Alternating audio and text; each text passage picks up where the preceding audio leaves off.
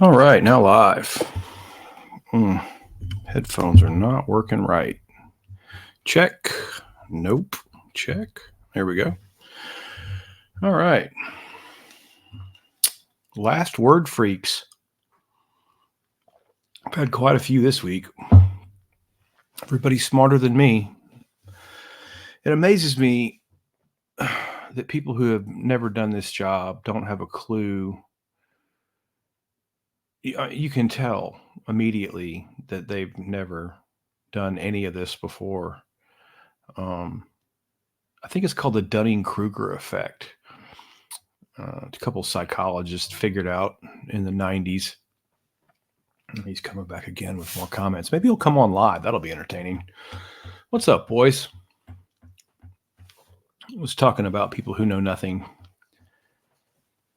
and won't stop talking. Oh, that's just the alert that I'm live. It alerts me that I'm live. What's up, hooking up, Bass? What's up, John?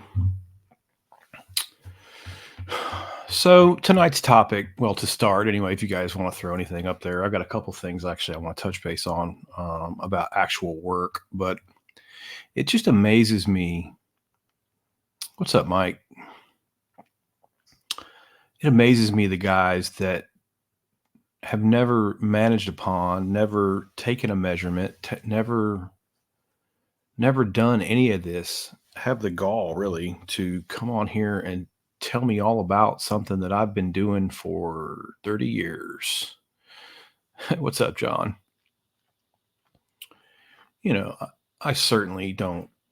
You can't know everything about fisheries management. You know, I get questions all the time about the ocean and fish from out west and even smallmouth bass. Got a couple questions this week regarding smallmouths. I can't answer those questions really. I've never managed any fisheries with smallmouth.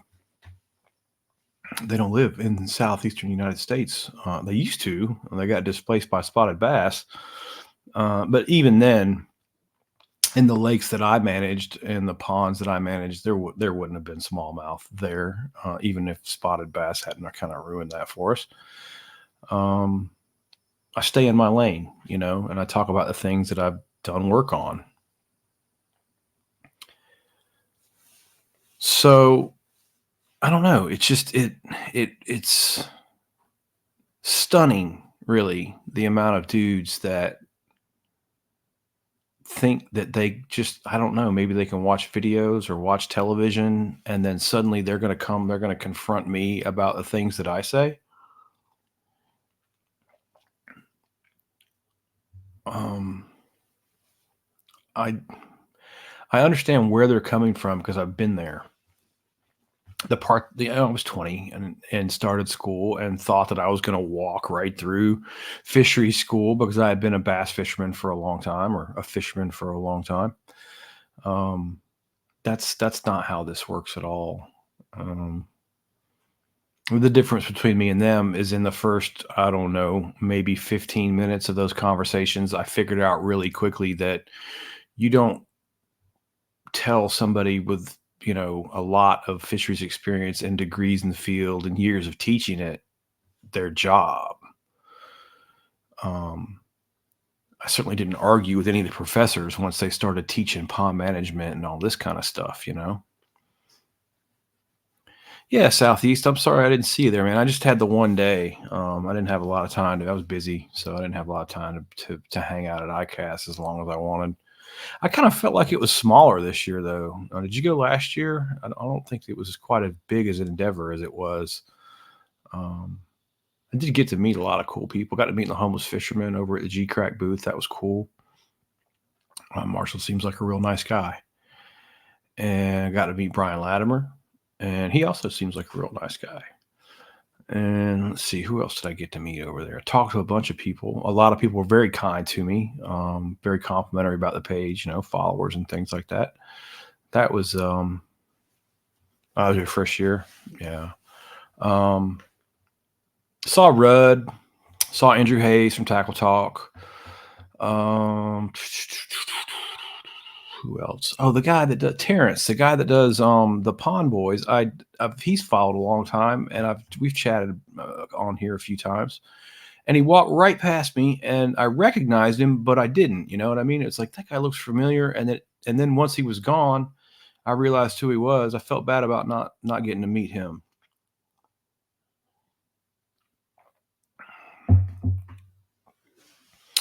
Oh, there's a good question coming in already. So well, the funny part, I'll touch on the guys here. They write me books back. That's why I titled this pod the way I did.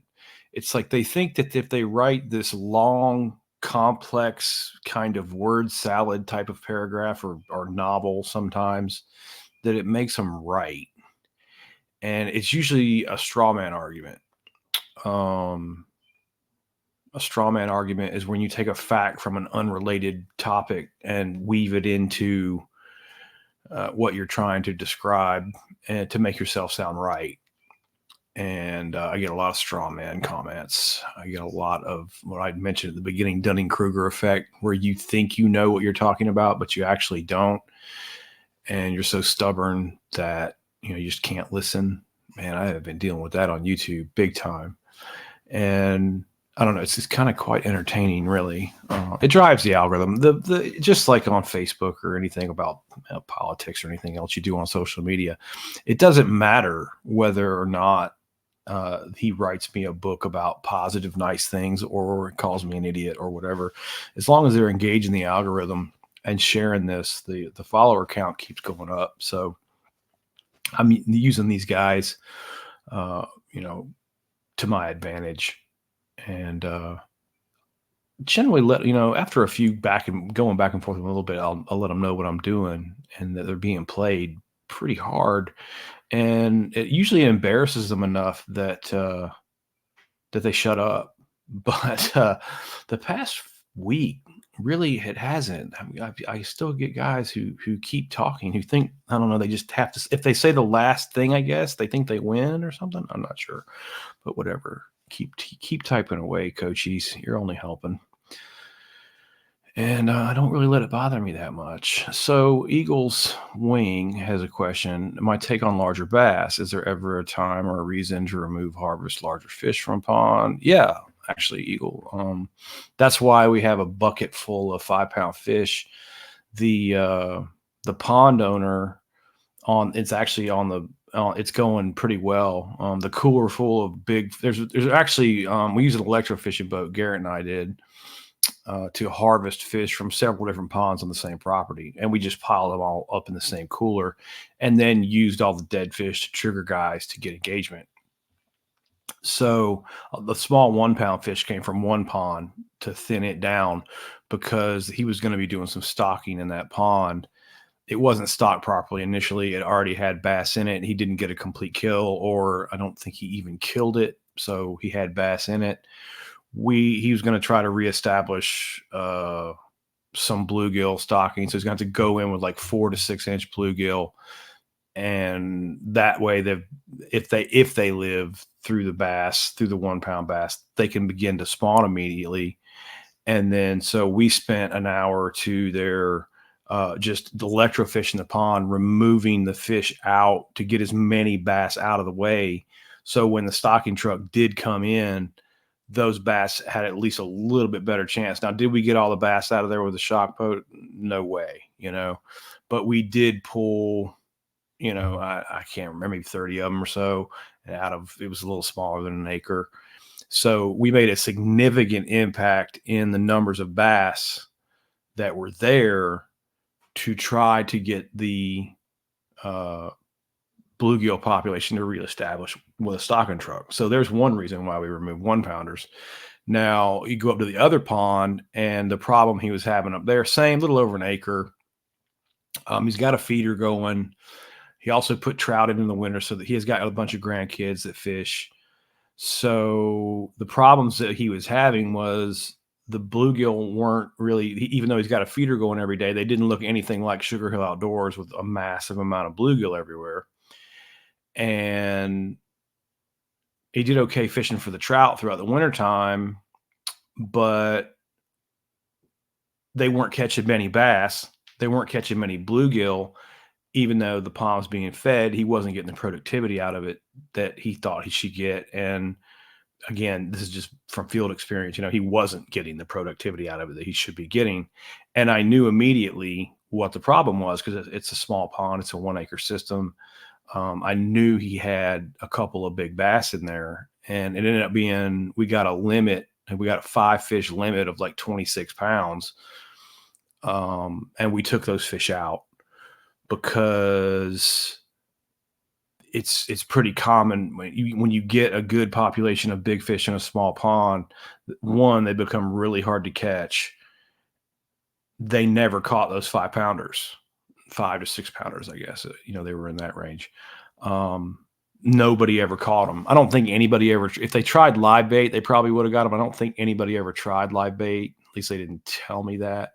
But sometimes you'll get them on live bait in that scenario. But when you've got a small pond that's dominated by a few big fish, those big fish are very smart and very astute as to what's going on around them in that pond. And a lot of times you won't catch them. So that's exactly why we took those fish out. His grandkids weren't, they weren't doing very well compared to what they could be doing. So, and brings up another good point too. Because he was stocking rainbow trout in the wintertime, he was providing large bass forage. Rainbows grow nice bass. They're easy for bass to eat. They get lethargic when it gets warm, and they're big. They get a lot of protein there, kind of like having gizzard shad. They're also good for big bass. So the point of that is to tell you, if you have big bass forage, you will have bass climb up and get on it, right? That is how you grow big fish. It's kind of like going upstairs. You have to have 1 inch, 2 inch, 3 inch, 4 inch, all the way up to even 12, 14, 15 inch forage. You need that to grow truly huge bass. And when you have that, the bass will go right up that ladder and they'll get real big. When you don't have that, they won't. And that's where guys will screw it up too, because they won't have it. They're like, their pond's not producing 7, 8, 9 pound fish. So what do they do in their mind? Because they don't understand that whole dynamic at all. They go catch 7, 8, 9 pound fish and put them in there. Okay. And I've had questions just the last few weeks about that. And I'm like, don't do it. If you don't have those fish there, you don't have the stair step to get them there. Something's off, because if you did, they would be there. So you just can't take them and put them in. And that's another thing that guys don't understand either. If you put in it, you can have 1 8-pound bass, or you can have 8 1-pound bass. You can't have both at the same time. And that's what guys are trying to do, is they're trying to throw 5, 6, 8-pound bass in or whatever, but they're not removing fish from the lower end. They're not taking bass out, and they usually need to take bass out anyway. So they've got gaps all throughout their forage base. And generally what happens is that even if you do throw a couple 8, 9-pound fish into a bunch of 1-pounders, they're just eating 1-pound meals or eating the other bass. And they're incredibly hard to catch because they only have to eat every once in a while when they're eating 1-pound meals. So there's just a couple of scenarios as to why you would have to remove larger fish. It just depends on the goal of the pond owner. Oh, you'll start, like, even in our 2.5-acre pond in, the Sugar Hill pond, it's already seeing, like, a lot of those kids are catching bass on live bait. They've gone to just hooking bluegill in the back and throwing them in there and catching them that way. They're not biting lures like they did just a year ago. It doesn't take long when you put fishing pressure on a small pond to educate those bass very quickly. And the bigger they get, it's kind of the smarter they get too, the more experience they get. But I don't know. I would say, ideally, in a perfect world, I can grow big bass anywhere. Under an acre, you're asking a lot. Um, it gets to the point bass eat so much, and that's like this clown who keeps writing me is telling me that you put more food in the pond and the bass are going to get bigger. I don't know what I'm talking about. No, you don't know what you're talking about because you don't understand how much that costs.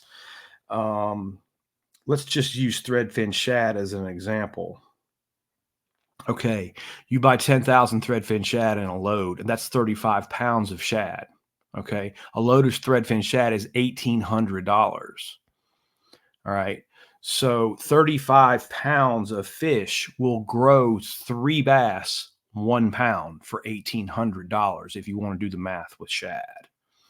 Okay, the idea of stocking those shad is not that you're feeding those bass those shad. The idea is to try to get a reproducing population of shad that the bass can then feed on over a long period of time.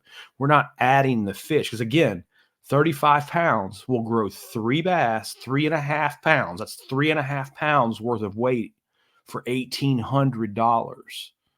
Now, if you've got, say, 50 bass per acre, I don't even know how you would have to have. Let's see.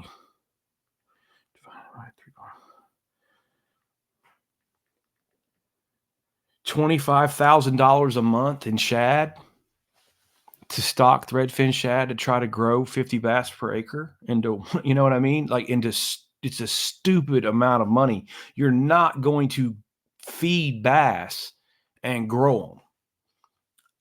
I've seen guys try it. Private lake owners are not broke. I've seen them break their wallet out. I'm throwing cash at it. I'm fixing it with money.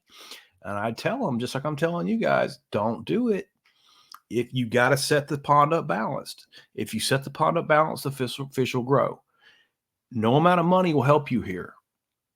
There's a couple things that I can do, a few places that I can nudge it. Rainbow trout is one way, gizzard shad is another. There's a couple little old school tricks that I can pull to help bump it that way, but you still have to have the balance. You still have to have the stair steps there for them to get there, or it's just not going to work.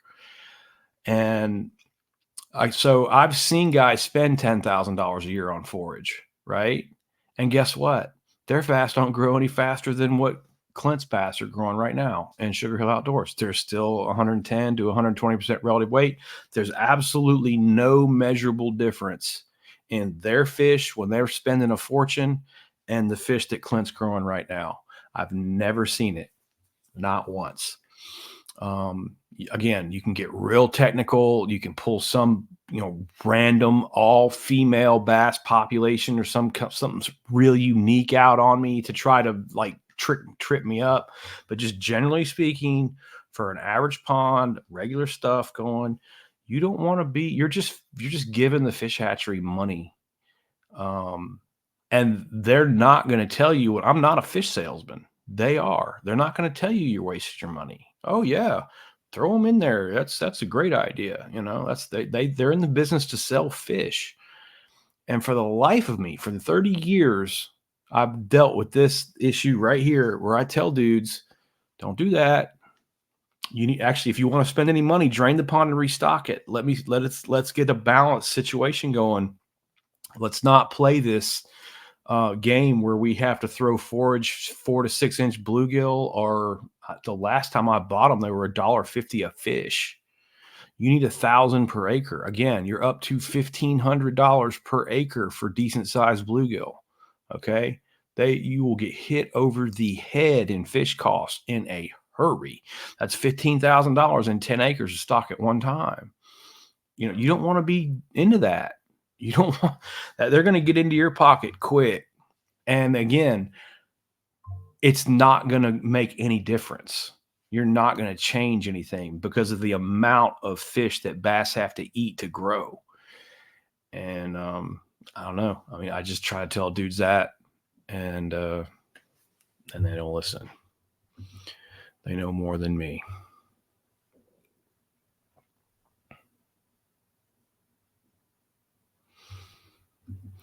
No, Eagle, you're going to want in that situation you're describing a stunted bass population. You got a gap, you've got 12 to 14-inch fish, and those fish could be 10, 12 years old. That's the part guys don't get too. When they're stunted at 12 to 14, they're not growing. And then for whatever reason, a few of them get big enough that they can eat those 12 to 14s, and they blow past 3, 4, 5 pounds and go right to 6, 7, 8 pounds, just like you're describing, because they're just crushing 1 pound bass all the time and getting big.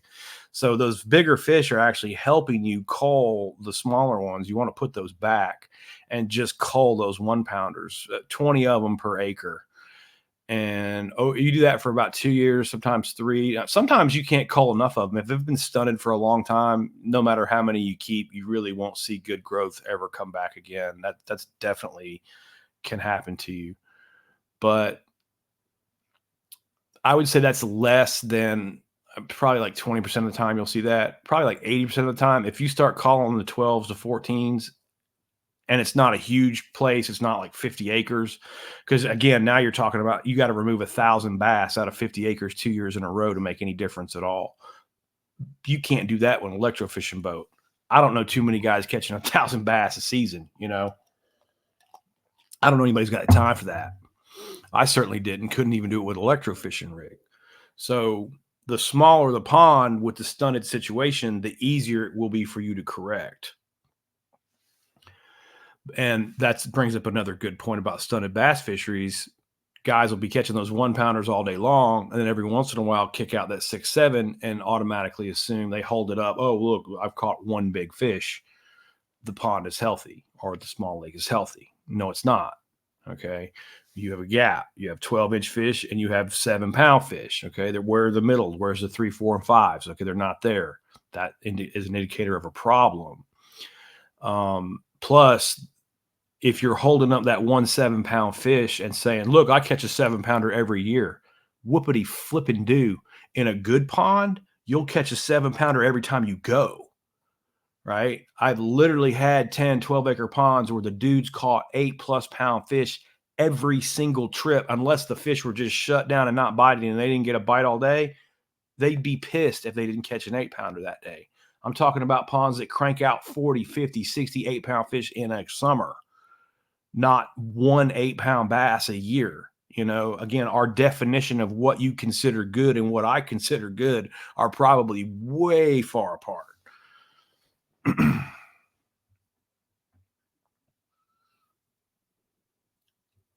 Yeah, let's see what we got here. Hooking up says he's got a buddy, 3 acres of water. He's got perch, defined perch. That's a wide spectrum hooking up, and bluegill, but he's got no predators. He's waiting 3 years, and then he's going to add 20. I would recommend that he adds probably 35 to 40 largemouth bass per acre, and he doesn't have to wait 3 years. He can wait 1. That's what he's going to do is he's going to get after 3 seasons, his bluegill aren't going to grow very well because they're so crowded. He's going to start getting parasites and diseases, and he could actually, waiting that long, he could have about half that bluegill population die because of the parasites and disease. Normally we wait about a year, and if you stock it, you can, again, there's old school tricks. You don't even have to wait a year either. I've done that too, but I would go ahead and I wouldn't wait 3 seasons. The pond, again, the carrying capacity, just like this glass, right? Once the pond fills up with bluegill, there's only so much plankton and so many aquatic insects that they can consume. Once it goes a year and they've spawned, like 1 3-inch bluegill lays 10,000 eggs. So you got a couple hundred 3-inch bluegill spawning in there. They're laying literally millions of bluegill are being born on a monthly basis. So you don't have to wait 3 years to fill it up. You don't even have to wait 1. It will fill itself, and it'll fill itself quickly. Sugar Hill Outdoors, we waited about a year. But there's no point. He's not going to, let's put it this way. He can wait 1 year and then stock the bass. He can wait 3 years and then stock the bass. He's not going to have any more bluegill in the pond because of the carrying capacity of the pond. It can only support so many fish, and it'll fill up pretty quick. So he's wasting 2 years of bass growth doing that. I would also recommend that he stocks bass fry. Don't buy 8-inch bass. Buy the smallest bass available when they first become available in the summertime. The fish hatcheries are probably sold out of them by now. But if he can find some fry this season to put them in there, I would recommend he goes and gets fry.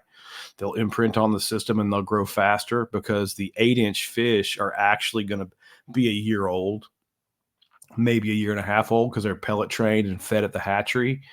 And I can get a bass. Uh, the growth rate you'll get on a new pond setup like that is 1.1 millimeters per day. So if you did the math on that, I can't even remember. Hey Siri, how much is 7.7 millimeters in inches? The answer is 0.3 inches. So you get a third of an inch a week times three. You'll get over 1 inch a month. The point of that is you'll get the fish will be way bigger than 8 inches in a year. They'll be 2 pounds in a year, like we got at Sugar Hill Outdoors. They'll be 14, 15 inches long and a couple of pounds in a year instead of buying a 8-inch fish from the hatchery that's a year old. That's another real common mistake that it seems logical. I see where they're going with it. If I stock a bigger bass, it's going to get bigger faster, but it doesn't work that way. But yeah, I would recommend against what the 3-year waiting period and stock the fry. And we'll have a good pond.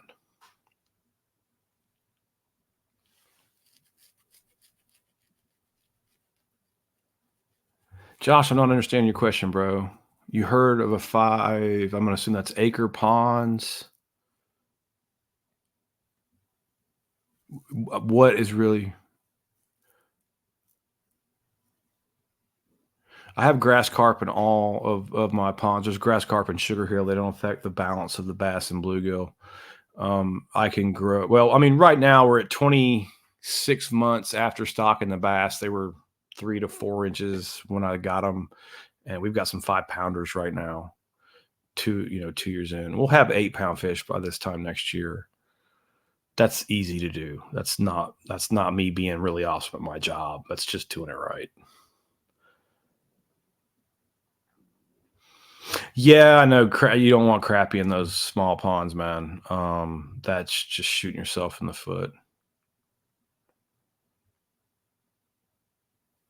Yeah, you don't want the problem, Josh, with vegetation in smaller ponds is it grows over the whole pond. There's not enough depth. Depth is usually what limits the vegetation growth. So we just manage ponds for no vegetation, and that's again a complete misconception guys have. They think they have to have vegetation, they have to have that aquatic vegetation for habitat, and you don't. I've got 30 something. I've got 35 grass carp in a 2.5 acre pond at Sugar Hill, and again, I've got 5-pound fish in 26 months. There's virtually no vegetation in that pond. I've got so many carp in it because they irrigate out of that pond onto uh, basically a commercial tree farm. So we don't want weeds clogging up the pumps so they can keep the irrigation going. We don't want to put chemicals in the water to control any kind of weeds again, because those chemicals would affect what they're pumping up onto their trees. And then thirdly, I don't want any weeds just simply because if you let it get crowded with weeds, it gives the bass too many places to hide. Well, one of two things will happen. It'll give the bait fish too many places to hide, and the bass will starve to death.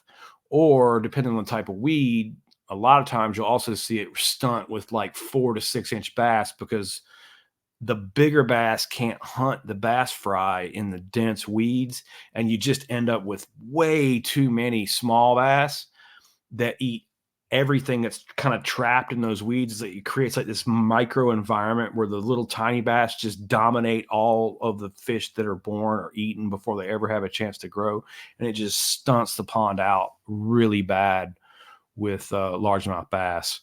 Um, so it's always better not to have any kind of plant life in a pond. You don't need it to grow. Again, bass grow because of the balance of the fishery, not because of the habitat or all that. That's just different. It's a completely different thing.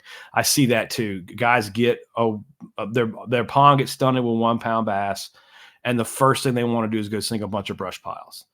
And I'm like, that's not going to change the balance of the fishery and get your bass growing again. That's going to concentrate the bass you have to one area and make them easier to catch. And that tricks guys into thinking that they've accomplished something with the growth of the fishery, and that's not affecting the growth. It's affecting maybe increasing your catch rates, which is giving you bias into thinking you've done something to help the health of the fishery, but you haven't. When you measure those fish, they're still a poor relative weight. They're still not growing past 1 pound. Sinking a bunch of brush in the pond isn't going to make the bass bigger. Correcting the balance of that fishery will. Oh, yellow perch. Yeah, that's a problem. Those are predatory fish. He's probably going to end up with probably like 50% bluegill and 50% yellow perch. I dump it again. I mean, he doesn't even have any bass in it at this point. I would drain it, kill everything in it, and stock it with bluegill only. Yellow perch are kind of going to behave like crappie. They're going to eat your bass fry. They're compete with bass for food. They're going to limit your bass growth, I guess is the best way to put that. I'd rather have straight bluegill in that situation and no perch at all.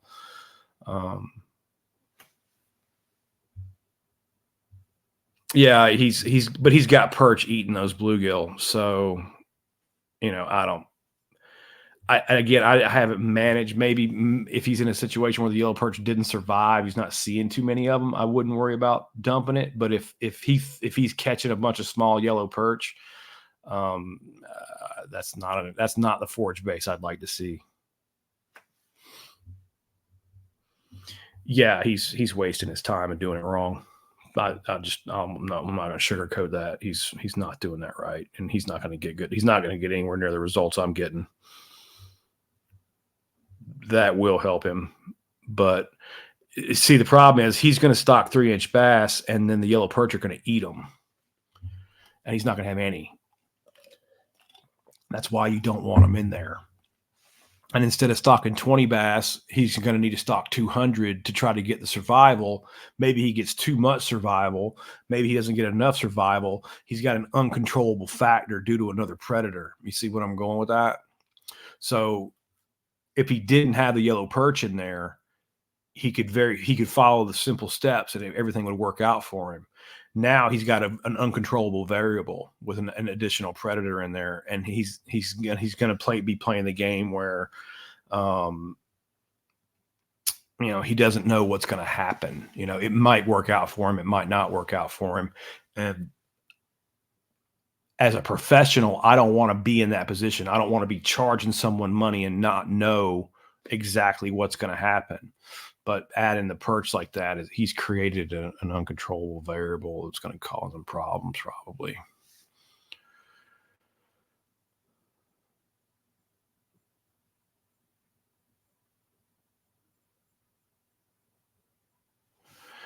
I'm assuming we're talking about stocking. I stock about.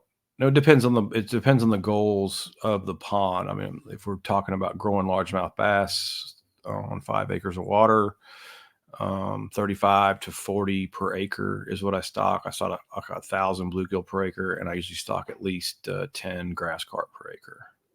You can Google all that stuff, Josh, and just basic fish stocking. Excuse me. The book will tell you 50 bass per acre. The book was also written like in the 50s when people actually kept bass. It'll actually tell you on fed or fertilized ponds you can stock 100 bass per acre. But I think when they wrote that book, they were factoring in that people put everything they caught in a cooler back then, whereas now it's completely the opposite. So I've just found out pretty quickly, actually, around the late 90s, that 50 bass per acre stunts out pretty quickly. If you shave that down, we went with like 42 bass per acre in Sugar Hill, but we lost almost 6 or 8. I think we're down to, of the originals, we're probably at the 39 or 40 original fish. You get death, you get birds and hook mortality and stuff like that. Now, of course, we've got reproduction coming in now. So that changes everything up. Bass will spawn after their first year. It doesn't take them long to get to spawning. So you you normally need to be harvesting bass and not worrying about stocking them once you do the initial stocking. Yeah, relay that all to him, man. And I would, before I spend any more money on it, I would probably, well, go see what the yellow, if he's catching a bunch of yellow perch, I would dump it and start it over again and do it right. It's a pain. I know it's like a gut punch for a lot of dudes, but you could drain that pond, eradicate the fish in it, let it fill back up, put your bluegill in it this year, and stock the bass in it next spring and be fine. I would also have him put a few red ear in there. They crack freshwater snails, and the snails are host to a lot of the parasites that get on your fish. So they're the only kind of fish that can extract that protein out of the snail and convert that to bass, forage. So that's good. You're kind of leaving out a piece of the food chain if you don't put red ear in there, but you're also setting yourself up for having a lot of parasites and sores and things like that on your fish. Your fish could be a little bit healthier with a red ear population too. So I would ditch the yellow perch and add the red ear. 5 acres is pretty small, but you can grow some nice bass in a 5 acre pond. Once you get under about 1 acre is really when you're pushing your luck trying to grow largemouth bass. They just eat so much. The pond physically under an acre can't physically hold enough fish to grow very many big fish. They'll literally just eat everything in it. But 5 acres is decent. I've grown some really nice fish in 5 acres. I mean, Sugar Hill's 2.5. It's got some nice fish coming up in it. We'll get some decent ones, but you're definitely limited. I would say for, consistently producing 10 plus pound fish, 20, 25 acres, that's where you kind of reach the point where you've got enough water that you'll really, have a good chance of having a really solid double digit fishery. I'll probably get one. I'm hoping to get one or two over 10 out of this little pond, but it's really hard to do. The smaller the pond, the harder it is. Again, because they eat so freaking much. You just don't have enough. You don't have enough fish per acre. You need acres and acres and acres of water, and a low bass population. So those acres of water are full of forage, much the same way I'm describing to hooking up. You need a massive amount of forage with very little competition. Preferably in ponds, we want no competition. We just want bass only predators. And again, now we got something we can control. It works like a seesaw. Then we remove bass, the bluegill go up. If you have other predators, crappie, yellow perch, green sunfish, so on and so forth, it's not a simple system anymore. You could remove bass and have the yellow perch go up, or have the crappie go up. You have a completely different species move into that space instead of the bluegill moving into that space and making it easy. You have some other kind of fish moving into that space. And then especially crappie are really hard because you can't usually keep enough crappie to make any difference.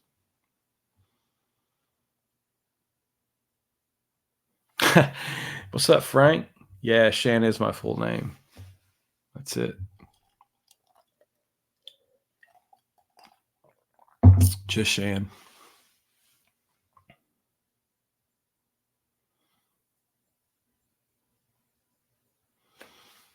Oh yeah, bass will eat perch, but perch will also eat bass.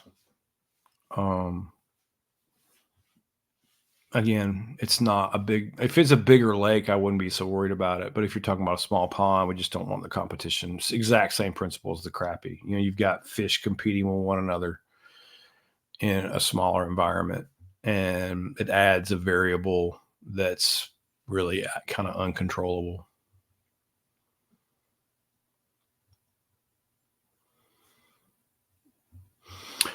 Yeah, maybe. I don't know. I mean, you would think that like a pond full of stunted crappie, right? Like they're hand sized, they're paper thin, they look like a bass would just smoke them. But again, I've only seen it about 800 times. you've got a pond completely full of what looks like good bass forage, but your bass are down there at like 70% relative weight and starving to death because crappie are obviously really good at avoiding bass predation. I think it's the schooling tendencies and the way they tend to pack up and stay away, get out in open water. Um, I've literally turned the electrofishing boat on so many times and just seen what looked like you would think, oh my God, the bass are going to be huge on all these crappie, and they're not. Um, that's just one example. And I don't really have that much experience with yellow perch. They might not be as bad as crappie. We have a few in North Georgia. Um, I've personally never seen them overrun a pond, but they are predatory. I mean, they have teeth, so they're going to be competing with your bass, and you're not going to get the same growth rates that I'm getting because you've got a competing species in there. That's a good question, Eagles. They don't really concern me as much. I mean, of course, they're going to be eating what bass eat, But in South Georgia, we have a lot of chain pickerel, and there's a little pickerel called grass pickerel too. Um, and I've never gone to a pond and been like, "Oh god, the pickerel have run this thing over." Generally, where you see a bunch of pickerel, there'll be a bunch of crappie, and see what it is the crappie spawn earlier in the spring than the bass, and then their fry eat all the bass fry out of the pond, so you lose bass reproduction. You kind of lose your bass population to them, and then without the bass being there, the pickerel will kind of creep in there with them. But in the ponds that I've seen, which is limited, but on the ponds that I've seen pickerel with no crappie, they're usually like really big. There's very few and far between pickerel that are really big. They just got lucky, and I think most of the pickerel get eaten by the bass. When there's not crappie to disrupt the whole show. So I don't really get into a panic attack about chain pickerel in a pond. I definitely feel way worse about the pond if you gave me a choice between pickerel and crappie, I'll take pickerel. I don't think they affect it as badly, at least based on my experience. You're right about that, Josh. People mess up with crappie. Go fish for them in the river. Yeah, 4 pounder. Yeah, dude. 32 inch. That's a barracuda. I missed that one. I'll have to go back through my stupid DMs, man. It's not the best for trying to communicate with people on social media. I'll have to go back through and check that out. But that's a freaking northern pike, dude. Good God.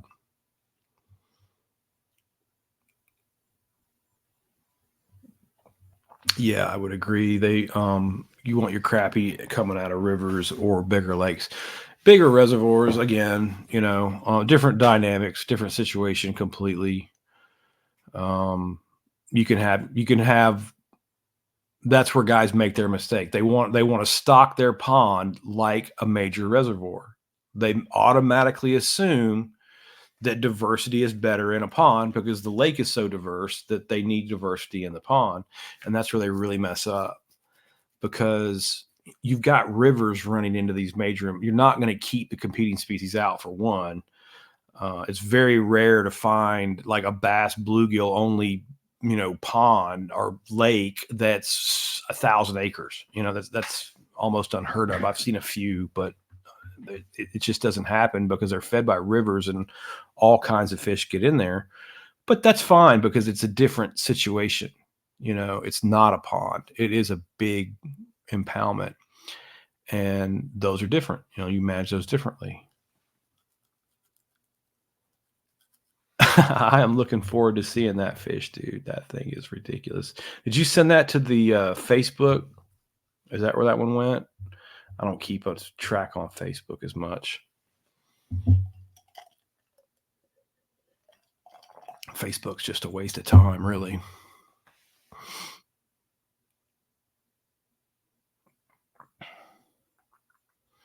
That's good information to have, Drew. He's got yellow perch in 5 acres, he says, and he's not overrun with yellow perch. I would definitely harvest them. And you doing all largemouth 12 inches. You can do 10 to 12s. You don't anything under 10 inches, like bass under 10 inches are just forage for even for a 13 or 14-inch bass can eat an 8 or 9-inch bass. Um, you don't have to keep them, but 12 inches, 12 to 14 is usually the slot that I put on my bass. But yeah, that's good information to have. He's got it worked out. And you'll see the same thing too in some ponds with crappie. You'll go in there, especially when the ponds are new. Like in the first 10 years, people put crappie in there and they'll grow some nice crappie and they'll still have some decent bass. Um, and again, kind of a straw man argument where you're taking a fact. Well, I have a 3-year-old or a 5-year-old pond and I've got crappie and bass and it's fine. Yeah, okay, but come back and talk to me in 15 years. You know, um, give it some time, and it generally goes to screwed up. And then, of course, every once in a while, you'll come across one that does go for 15 years and doesn't seem to really. You still have some pretty decent crappie fishing, and you still have some pretty decent bass growth. But I've never seen one like the ones that I'm talking about, where you're going out and whacking 8-pound fish like left and right. That doesn't have a crappie population in it. So it's a crappie are always a throttle limiter. Whether they totally destroy it or just slightly keep it back. Like I had one guy, he did everything again, plenty of this, and he's wanting big bass. And I said, drain it. And he wouldn't drain it. I absolutely would not drain it. He would put thread fins in it every year. He'd $3,000 worth of threadies in there. He would do about the same amount of money in rainbows in there. He had guys going out and harvesting the crappie, like 10, 12, 15 boats. They brought in the party barge. They have crappie tournaments in the springtime and with whack crappie over the head. He had bluegill stocked every season. He had feeders going all year. He caught 8 to 9 pound bass all the time because of the way that he stocked it, but he never busted 10 pounds. And he wanted to know why. Well, why can't I get this to do it? Why? I want to know why. He called me on a carpet, why?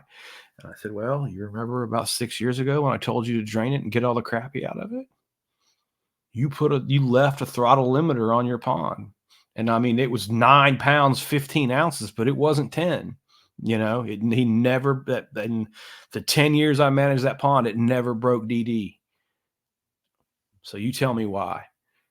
I mean, we just come full circle on that whole story. This dude had 100,000 acres of land, one of them kind of dudes. That pond never produced a 10-pound bass. It has a bunch of 9s, a bunch of 8s, more 5s than you could count. It never busted 10, and it had crappie. I said, man, I did everything I can do. That dude passed away. I don't know whatever happened to the pond. Facebook? Okay, cool. I'll check it out. Yeah, yellow perch are good to eat. I've had that a few times.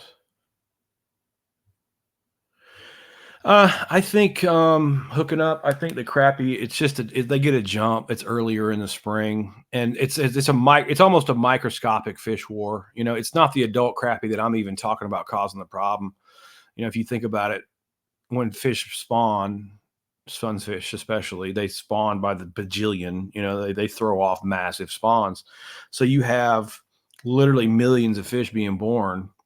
Those millions of predatory fish are born and they're eating zooplankton. Well, that's exactly the same food source as bass that are being born are going to be feeding on.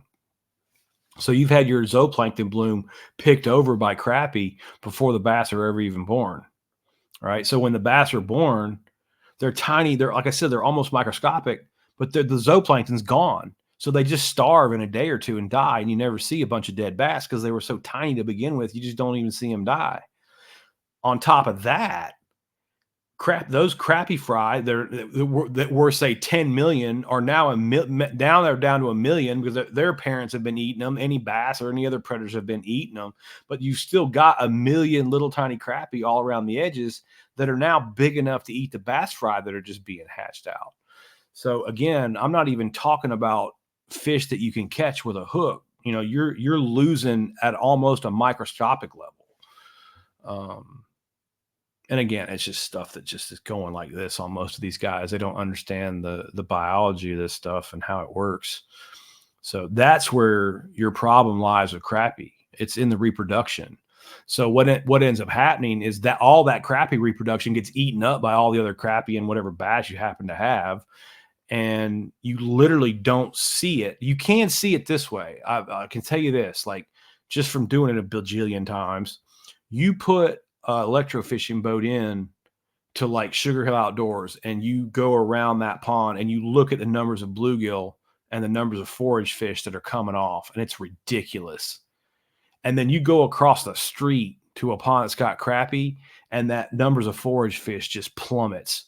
Like it's almost like, where are the fish? Like we've had the shock boat on for 10 minutes and haven't even seen any forage fish. The crappie depleted so quickly, so badly, that it is really noticeable on the lower end, like 1, 2, 3 inch fish. It's because they're being eaten before they even have a chance to become 1 inch. The crappie are just the crappie are excellent predators is what the problem is. They're too good at their job.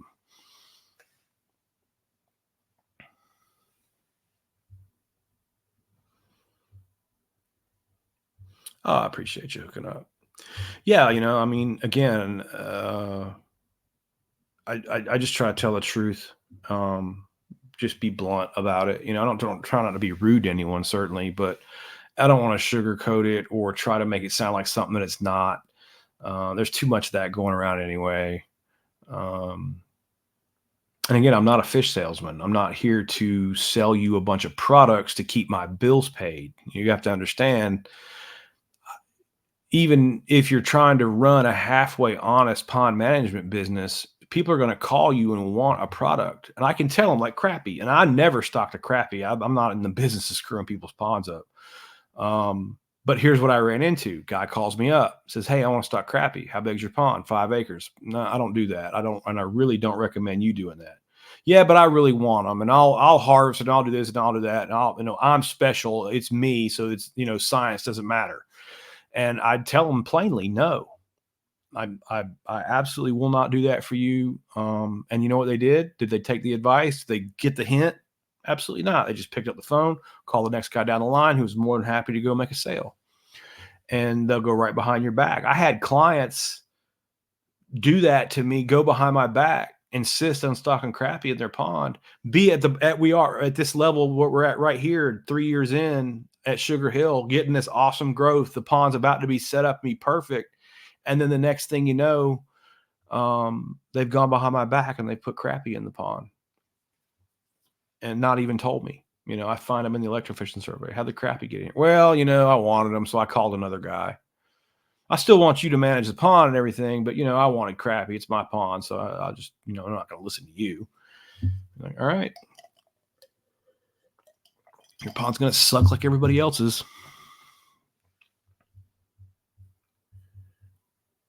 Yes, I would say 100 acres or bigger on that.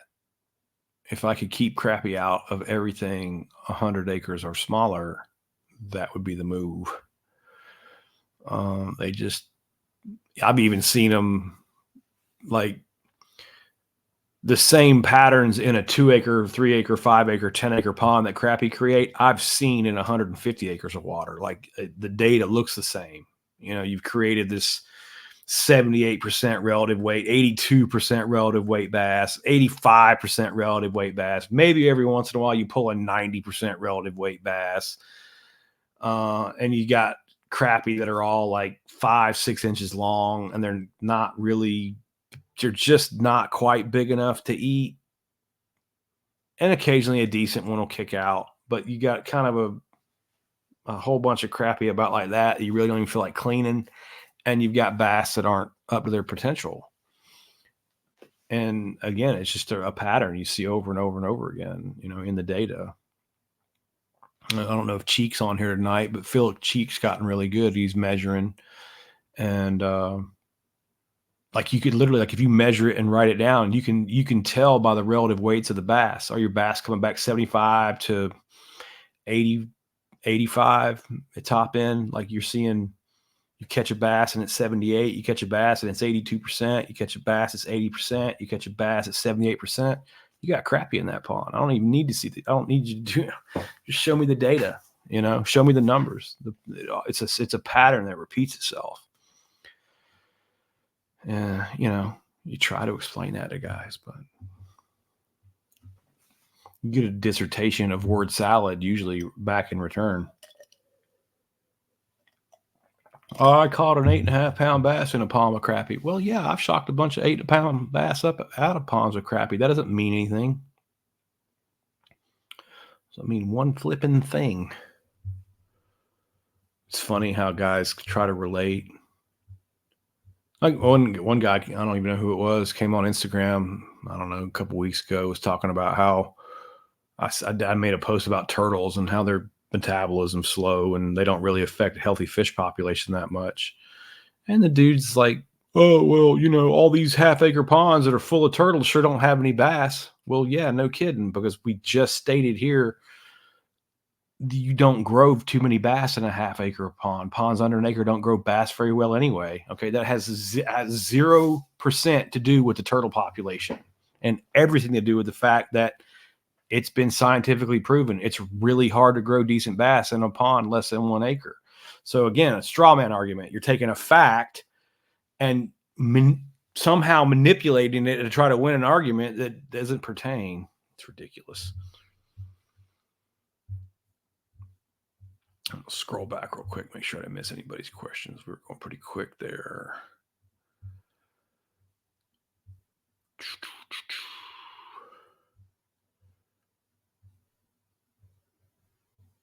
And I'm getting better views if I keep them a little bit shorter too. I don't think I'm going to roll for 2 hours tonight either.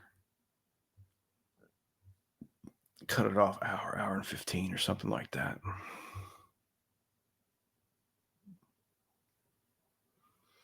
Yeah, see there now you're getting up into, like I said, you're over 100 acres.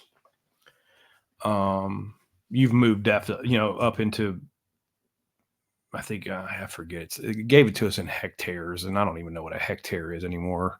But it's like 50 acres or something. I think they book knowledge considers pond, lake, whatever. It's just terminology. But you're up into the solid, pretty big lake at 155 acres, and I would expect you're not dealing with a pond anymore. You're in solid lake range at that point. So you're having a difference.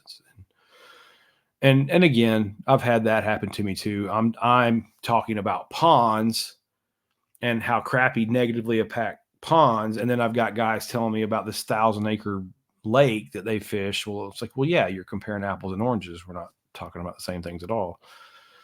Trying to say, well, crappie didn't bother it there. Well, no kidding. It's not what I'm talking about. So yeah, I've seen plenty of 155 acres of water that produce decent crappie and decent bass. Of course, if you had that 155 with no crappie, there's no telling what it would do. They're still limiting. There's still competition, and I only know that. And again, it's only a handful of places that I've even seen that. Not many people own a 100-acre lake. A couple, but not too many. And then out of the not too many people who own them, not too many don't. You can't keep the crappie out of them anyway. So, but the ones that I have seen, it's stupid. The fishing is stupid, like Mexico. Like you can't believe how good the fishing can be if you just follow those simple steps. I don't think I missed anybody. I'll wait 1 second and see if anybody comes along, and then we'll just shut her down. I got to be up early in the morning anyway. So I don't know, boys. Like I said, all you can do is tell the truth about your experiences and hope people will eventually listen. And I really hope that I don't think I'm going to see much difference in my lifetime. I've tried real hard to educate as many people as I can. And as far as the general public goes, I'm not telling people what they want to hear, and they don't follow, you know. But I've noticed, some other bigger influencers than me are kind of grabbing it and getting some traction with the fish hole harvesting bass thing. And it's starting to become, it's not just me talking about it anymore. There's some guys out there talking about it.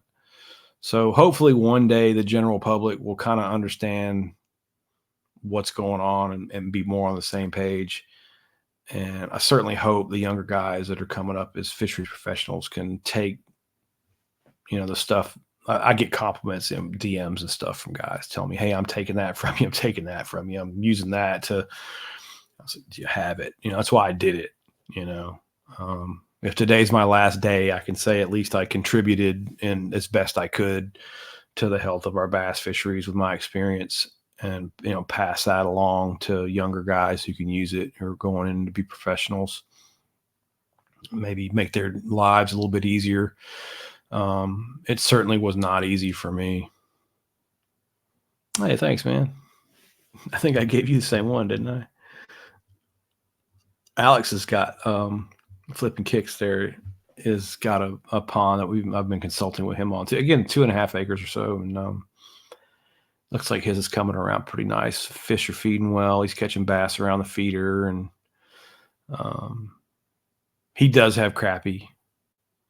Nice. Appreciate that, man. Appreciate that a lot. Appreciate all the support you guys give me.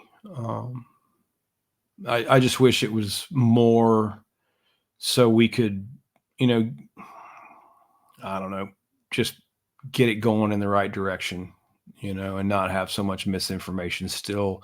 These conversations are so old for me. That's why I'm good at engaging these stuff, because there's no questions that any of these guys are throwing at me here that I haven't answered a bajillion times. So I can make it more concise. I can summarize things quickly because I've done it over and over and over again. I can make things very concise. And that's what the kids from school are getting, is that condensed version of a complex answer in a more simple format. And please take it, use it, I knew it would happen. And I guess the only thing I ask for in return is credit for my work. But there's a lot of people taking this stuff and running with it and not giving credit, and that's okay too. Yeah. It's not. I don't know. I don't own disinformation. This is, how do I put it? I believe in open source information. It does a little grindy, you kind of give it the side eye, when you hear your exact words being used on somebody else's videos and stuff. But at the same time, you got to expect it. It's just the nature of the beast. It's okay. I would rather have somebody take it and use it and teach people the right stuff than continue down this path of misinformation nonsense where guys are just making up whatever. They get a platform and then just say whatever they want, and it's not true. That drives me crazy.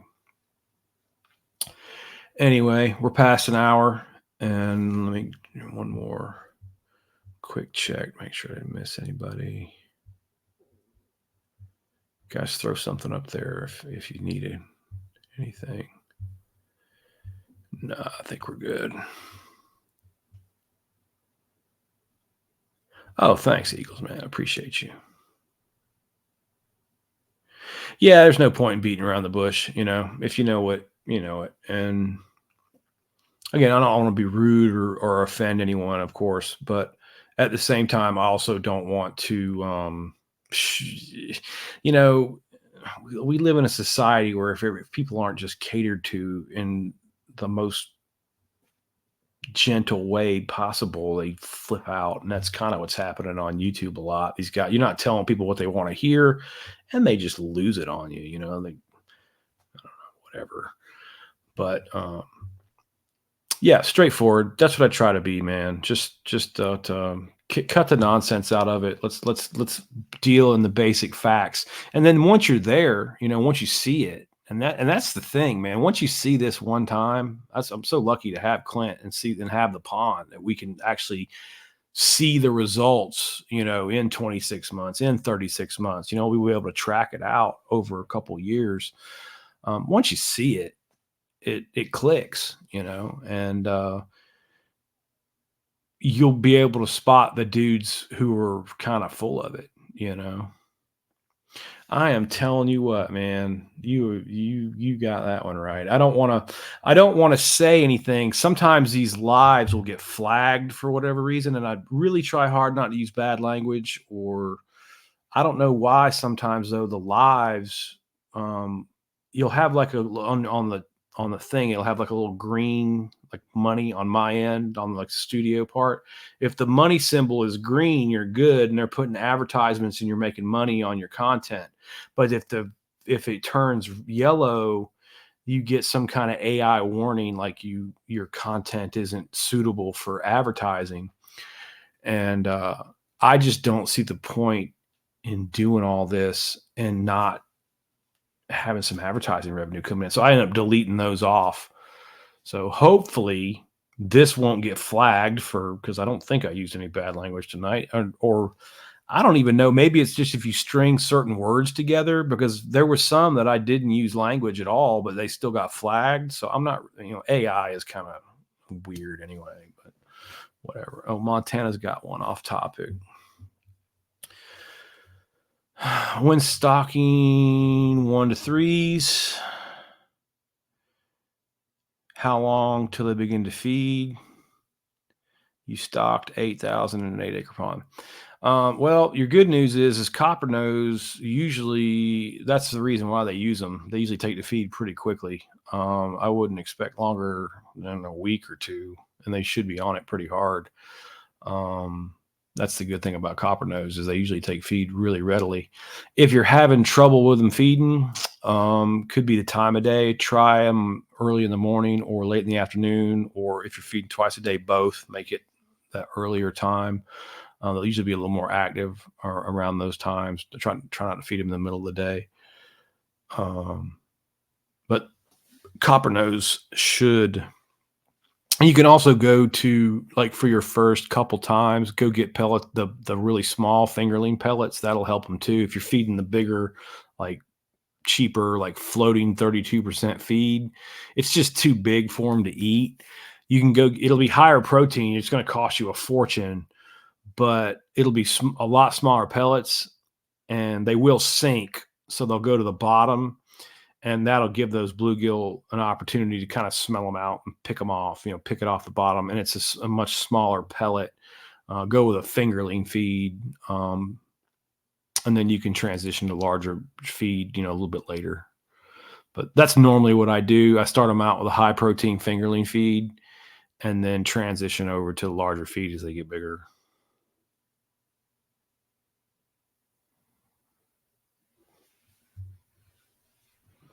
Yeah, no, it's not gray. If you don't like, you have to. That's another funny thing too. You have to turn on the monetization for these lives. Like, if you don't go in there and like tell it to monetize, it won't.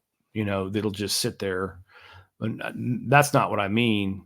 I mean, I turn it on. It's green for a few days, and then the dollar sign turns to yellow. And when you click on it, it says, this isn't suitable for, this has got a flag for marketing or for advertising or whatever. And it's like, I just delete those off. I'm not keeping them. If they're not making me any money, I'm not keeping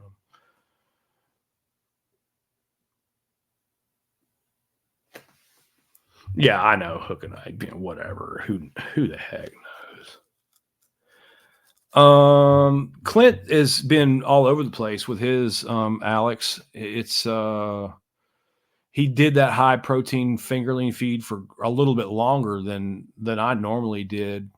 He's used the Aquamax like you're using before, and a couple of different brands. Really, kind of what's available, in what's local to him there. I like the Aquamax. If you can keep getting the Aquamax, that stuff works really good. You just keep doing what you're doing. It's fine. It's probably all the same stuff anyway. There's probably only like 2 feed companies in the whole country anyway. So, I don't think it makes that much difference. Oh, you're welcome, Montana. It's no problem. Thanks for following. All right, boys, I'm gonna knock it off and get some rest. I'll be up early, but I'll be back next Sunday and get your questions ready, and we'll do it again. Appreciate you guys.